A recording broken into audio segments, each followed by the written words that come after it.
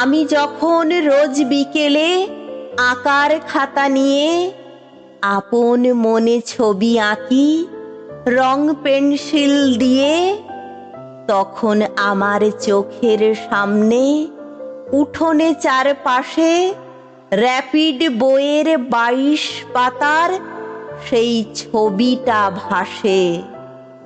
মাথায় সাদা পাকড়ি, চোখে চশমা, মুখে হাসি।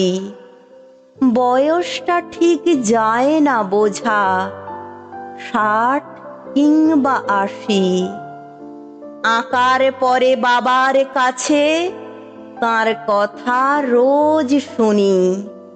লেখাপড়ায় তিনি ছিলেন জগৎ সেরা গুণী। যার নামেতে, যার কথাতে লুকিয়ে আছে জাদু, তিনি হলেন সর্বপল্লীর রাধাকৃষ্ণান দাদু। প্রতি বছর সেপ্টেম্বরের 5 তারিখটি এলে আমরা তাকে বরণ করি সমস্ত কাজ ফেলে। মা বলেছেন তিনি হলেন শিক্ষকদের গুরু। তাকে প্রণাম করেই আমার সকল কাজের শুরু।